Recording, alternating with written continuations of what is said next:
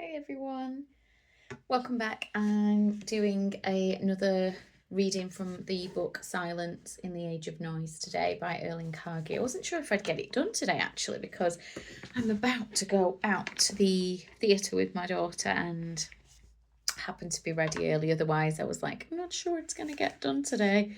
It's 4 p.m. on Wednesday and it's quite a warm day again. So I hope everyone's staying cool. This reading is a little longer than the last couple of days, and the silence that we're going to do today is 4 minutes and 20 seconds. So we're almost at that 5-minute mark that we're trying to get to. We're on chapter 27, day 27. I think there's 32 in total. So sit back, relax, get a nice drink, take a deep breath, sit comfortably. The performance artist Marina Abramovich has made silence into an art form. Fosse leaves much of what he writes to silence, while Abramovich in certain works is simply silent. She uses silence the way a musician uses sound or a painter the canvas. In 2010, she sat for 736 hours and 30 minutes inside MoMA in New York, looking straight into 1,545 visitors' eyes without saying a word. The work was entitled The Artist is Present. During the first days that Abramovich sat in MoMA, she heard the same noises that we all hear inside a packed museum. People walking, milling about, speaking in hushed tones.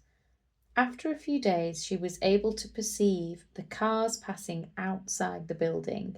A few weeks later, she heard the bumps from cars driving over one particular manhole cover in the street. I have never heard any noises other than those made by the public in MoMA, but I recognise the way in which basic senses are heightened during extended ventures into the wilderness, or whenever I merely shut my eyes.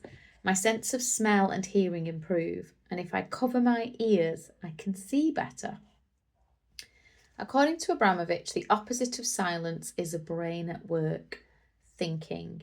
If you wish to find peace, you must cease thinking. Do nothing. Silence is a tool helping us to escape the surrounding world. If you manage it, it becomes like a waterfall in your brain, she says. The electricity in the air changes when the world is shut out. It may last for a long time or only for a mere fraction of a second. Time stands still, as Soren Kierkegaard discovered. This concept sounds so simple, but it isn't.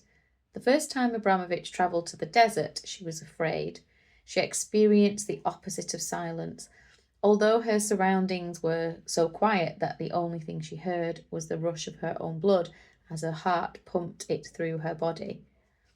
I have searched for absolute silence but never found it. One of my friends made a serious attempt and locked himself into a soundproof room. The room was not only supposed to shut noises in, but it was also impossible to hear any sounds from the outside. The room was soundless.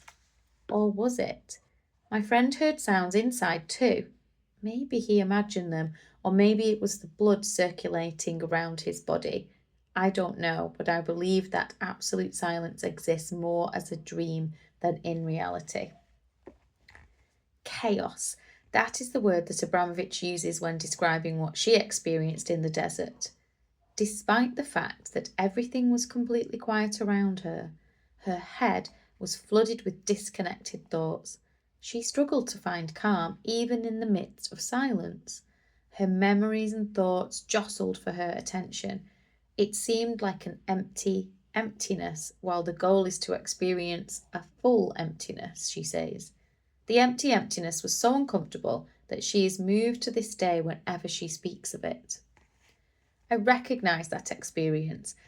My head is flooded with pent-up thoughts and I am unable to shut out the world. The present must be experienced. That is what Abramovich attempted to do. But her thoughts were about the past and the future. They were obstacles she had to go around. Creating silence is at times a minute act.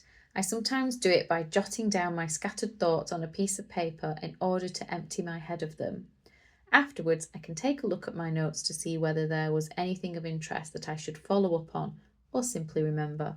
Abramovich says that she tries to empty her head by breathing calmly through her nose, thereby gaining control over her breath. It is all about breathing. This enables her to reach her goal of full emptiness, a stillness of the mind. A few weeks after this book was published in Norway, I, the writer, happened to meet Abramovich. We talked about silence, and she said the best way to describe it would be to put a blank sheet of A4 paper in a Xerox machine and then hold the original and the copy next to each other. That is silence. The plot thickens. So I always say, because this is starting to just get into the realms of yoga, meditation, enlightenment, finding that absolute bliss and peace of mind and ceasing the thoughts. But I always say to people, meditation is not really about trying to completely empty the mind. It's a bit contradictory to what that passage says to us, really. And also the fact that all of the spiritual teachers and the mystics will say we are only going to find that enlightenment once we have brought the mind to stillness. But I think because it's bloody impossible to do for most of us normal people, it would be off-putting for people to meditate if that was the goal, right? So if we instead just watch the thoughts instead of getting tangled up in them and getting on that thought train or that thought bus, and we kind of go, oh, there's a thought, and then we wait and we watch and we go, there's another thought. That in that way we might, like the passage said, experience a glimpse of silence, a full emptiness. So I don't know if you want to have a go at practicing that now, or if you just want to be silent and just see what happens, look around, up to you. We're going to do 4 minutes 20, so get yourself comfortable, take a breath, have a stretch. Let's begin when you are ready.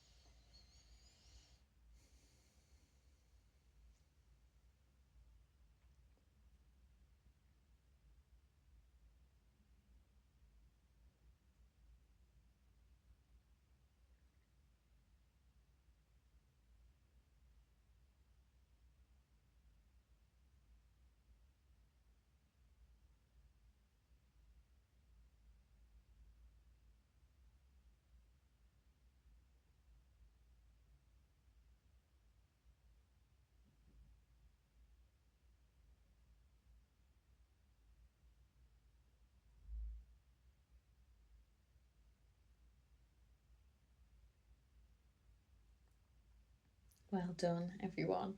I would love to know what your experience today was. What popped into your head? The most random things. I know it's interesting when we stop and we sit and we observe, we can start to feel sensations that we weren't aware of before. Like my first thought was like, I've got this strapless bra on to go under this top, and it was like, oh, that's a bit tight, or we suddenly start to feel a little bit of heat, or we notice the noise. Even though we're sitting in silence, there is this noise, like the passage said, inside of our heads. So I think this journey that we're on is to be able to sit in silence a little more, so that we can then witness the noise and the chaos inside, and then we can gently begin to work with that and hopefully find a little more inner silence as well as the outer silence. Let me know what your biggest takeaway today was, and if you're joining this journey, where you're up to, how you're doing with it. Are you enjoying it? Are you struggling? Do you need any help or advice? Let me know. Thank you so much for listening to the end. If you've listened to all the way to the end, please type end in the comments, and then I can give you a yay for holding your attention for 13 minutes. Thank you so much. I'll see you all again tomorrow. Bye for now.